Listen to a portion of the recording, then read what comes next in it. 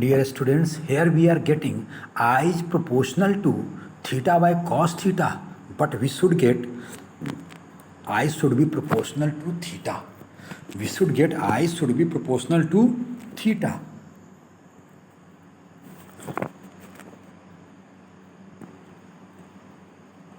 We should get I should be proportional to theta. And it will be possible only when cos theta will be equal to 1. It means that theta should be equal to 0. And what is theta here? Here theta is the angle of deflection. Angle of deflection means angle of deflection should be 0. Angle of deflection 0 हो, इसका मतलब क्या करो, जरा याद करो तो figure को याद करो. Angle of deflection should be 0. What does it mean? Angle between dipole moment vector and magnetic field should be 90 degree. It means that cos theta तभी खत्म होगा फैक्टर जबकि जो है cos theta 1 हो जाए, मीन्स थीटा 0 डिग्री हो जाए, मीन्स एंगल ऑफ डिफ्लेक्शन 0 हो जाए. And it mean that angle between dipole moment vector means axis of the loop and magnetic field should be always 90 degree. It mean that और जब जो है magnetic field के direction में dipole moment vector हो, what does it mean? Plane of the loop should be always along the magnetic field. Plane of the loop should be always along the magnetic field. Right? Then question is this कि क्या यह possible हो पाएगा कि always उस direction में हो. Then answer is yes, it is possible. It is possible by magnets having cylindrical ends. यह देख लो फिर से फिगर को देखो ध्यान से, फर्स्ट फिगर को. यहाँ पर जो है जो मेरा हमने यूज से मैग्नेट लिया है जो उसका नॉर्थ पोल और साउथ पोल है, उसको जो हमने दोनों पोल का जो है शेप बनाया है, that is cylindrical in shape. Question है इसकी अगर ऐसा होगा तो क्या होगा. देन नाउ सी हेयर, अगर ऐसा होगा तो magnetic field see here, magnetic field will be not horizontal but it will be in this shape.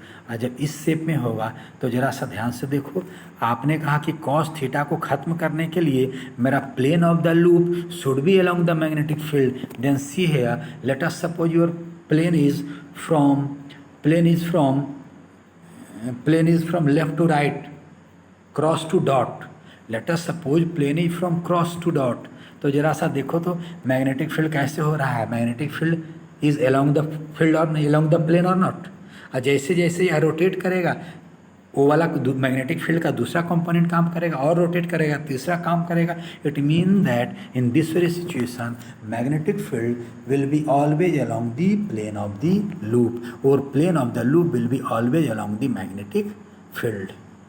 Now see here, it mean that here we are getting circular shape. It means that here we are getting circular shape and your field is directed towards radius. That's why this type of field is known as radial field. It means that for elimination of cos theta, field should be radial in nature, and which is possible only by the help of by the help of magnets having cylindrical ends. And when it will happen, then cos theta will be eliminated. At that very time, torque will be equal to deflecting torque will be equal to n into I into b into cos theta. So we can write at equilibrium n into I into a into b will be equal to c into theta. So I will be equal to c into theta by n into a into b, which will be equal to I will be equal to k into theta. It means that I will be directly proportional to theta. What does it mean? More current, more deflection. और इसके deflection जो deflect कर रहा है, इससे हम लोग अगर ग्रेजुएशन पर निडल जोड़ करके रीडिंग पर जोड़ दें तो what we should say, more current, more torque, more deflection, more reading.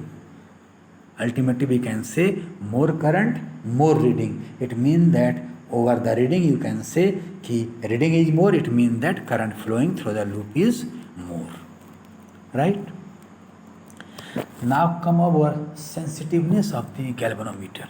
We used to say even with very small amount of current, बहुत थोड़ा सा करंट आप फ्लो कराएंगे बहुत आप थोड़ा सा करंट फ्लो कराएंगे तो इसके निडल में जो है large amount of deflection produce होगा, इसके निडल में large amount of deflection produce होगा। That's why we used to say this very galvanometer is a highly sensitive instrument, and we define its sensitiveness in two terms, in terms of current as well as voltage applied. First come over current sensitivity. You are saying by the help of current, as it is highly sensitive instrument, when we allow electric current to pass through it, then deflection is observed. Then what amount of deflection we are observing or deflection has produced per unit current, that very thing is known as current sensitivity, and we used to say amount of deflection produced per unit current flowing through the galvanometer is known as current sensitivity. Deflection produced is theta and I is current. Then we can say theta by I. From this very equation you can find theta by I equal to N into A into B by C, and we can write theta by I equal to N into A into B by C. Right? Now come over voltage sensitivity. What is voltage sensitivity? For getting current, we apply potential difference across the ends of the terminal of this very galvanometer. Then we used to say amount of deflection produced. We used to say amount of deflection produced per unit applied voltage is known as voltage sensitivity, means theta by V, and we know that V equal to I into R. Let us suppose हमने V potential difference apply किया, उसके चलते जो current flow कर रहा है that is I, और अगर कॉइल का रेसिस्टेंस R है then we can write V equal to I into R. So theta by V will be equal to theta by I into R, which is equal to theta by I को जो है ऊपर वाले current sensitivity वाले फॉर्मूले से ले आओ, then it will become N into A into B by C R. Right? Now come over pivot type western galvanometer.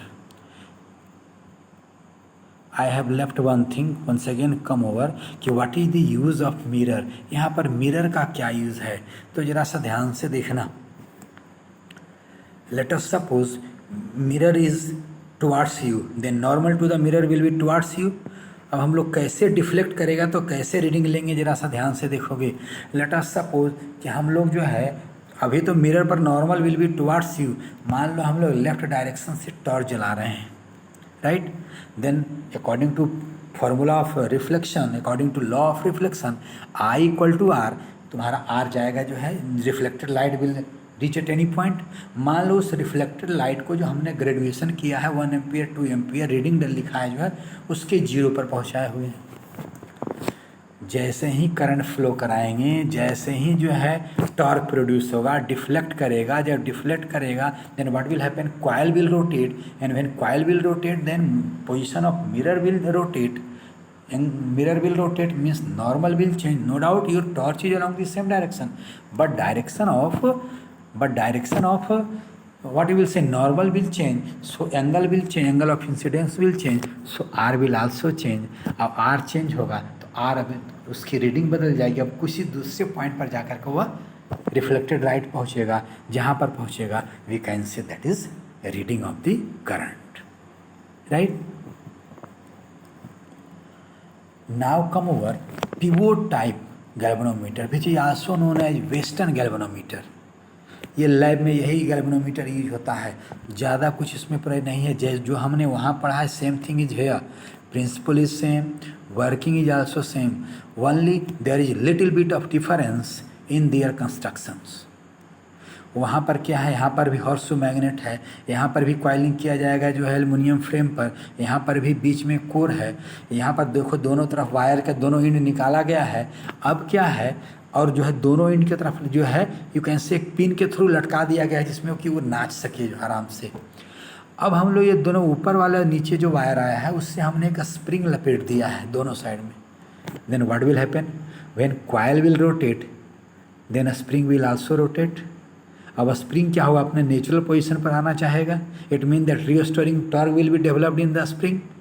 It mean that due to current coil will rotate, torque will be produced, coil will rotate, and due to which there will be twist in the spring, and due to that very twist restoring torque will be developed. Then again at equilibrium restoring torque will be equal to deflecting torque. और यह जो rotate कर रहा है इसको हम लोग needle से जोड़ करके रीडिंग पर पहुंचा देंगे, then we can get reading, right. Principle is same. वहाँ पर लाइट यूज करते हैं, यहाँ पर नीडल यूज कर रहे हैं. In laboratory this very pivot type galvanometer is used, right. तो इसलिए आप अपने लैब में जो देखेंगे वो नीडल वाला देखेंगे. Now come over uses of a galvanometer. What is the use of galvanometer? We used to say a galvanometer is used to detect current. हमने ये अभी पढ़ा है. A galvanometer is used to detect current in a circuit. It is also used to locate null point in a circuit. आपने पढ़ा जो है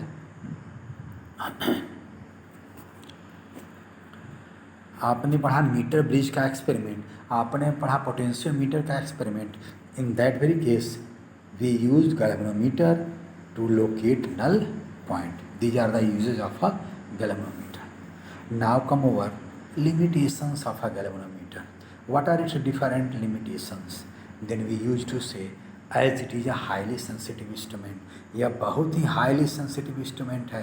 It means that with very small amount of current there will be production of large amount of deflection. That's why we used to say it gives full scale deflection even for very small current. So when high current will flow, then what will happen? अगर यह बहुत थोड़े से current में बहुत ही ज़्यादा deflection देता है तो अगर large amount of current produce होगा then what will happen? Then large torque will be produced and due to which deflection should be large. लेकिन देखते होंगे, आपने देखा होगा गैल्वेनोमीटर में उसके निडल को रोकने के लिए एक पिन लगा होता है which is known as stop pin. Then when current will be more, torque produced will be more, then deflection should be more, और deflection should be more means movement of needle should be more. अब needle क्या होगा? That will hit a stop pin. Then what will happen? Either stop pin will break और needle of the galvanometer may break or not. One more thing may happen. When large amount of current will flow, then due to its high resistance, large amount of heat may produce, which may break coil of the galvanometer. These are the limitations of a galvanometer. Next thing is this: how we can remove these limitations, how we can remove these difficulties. Then now come over that. We used to say a galvanometer is always connected in series in the circuit. Why? अभी आपने कहा है कि it is used to measure current. तो current में हम लोग major करने के लिए जिस सर्किट में, किसी सर्किट में कितना करंट फ्लो कर रहा है उसमें अगर गैल्वेनोमीटर मेजर करेगा तो उसमें सीरीज में ही ना कनेक्ट करेंगे. It is connected in series in the circuit because in series combination current remains same in all parts of the circuit. But when you will connect in series, it has high resistance. What will happen? Due to its high resistance, value of current will decrease in the circuit. Right? Question is this. तो जिस current को हम लोग major करना चाह रहे हैं उसको मेजर ही नहीं कर पाएंगे. Then what will happen? Then how we can remove this very difficulty? Then we used to say this very difficulty is removed by connecting a very small resistance which is known as shunt in parallel with resistance of the galvanometer coil. galvanometer coil का जो resistance होगा it means that galvanometer coil के साथ एक बहुत ही छोटा सा resistance connect कर देते हैं. क्वेश्चन है दिस कि व्हाट विल हैपन जब बहुत छोटा सा रेसिस्टेंस कर देंगे. Then equivalent resistance will become very small, smaller than shunt. तो जब बहुत छोटा हो जाएगा रेसिस्टेंस, इसका मतलब जो करंट फ्लो कराना चाहेंगे वो आराम से फ्लो कर जाएगा. There will be no problem और not. Large amount of current can flow. तो फिर कह देंगे sir large amount of current can flow then that may break needle of the galvanometer. No dear, when large amount of current will enter inside the coil, inside the galvanometer, then at the junction point of the coil of the galvanometer in shunt, there will be division of current. Resistance of shunt is very very less, and that of galvanometer coil is more. So very less amount of current will pass through the galvanometer, and maximum amount of current will pass through the shunt. Right क्या हो गया, मेरा shunt मेरा क्या कहते हो, coil भी break होने से जलने से बच जाएगा. जो करंट फ्लो कराना चाह रहे थे वो भी फ्लो कर गया. अब when less amount of current will flow through the coil of the galvanometer, then what will happen, there will be no breaking of stop pin, there will be no breaking of needle of the galvanometer, and also as very less amount of current is flowing, so there will be also not heating effect. Right? Okay.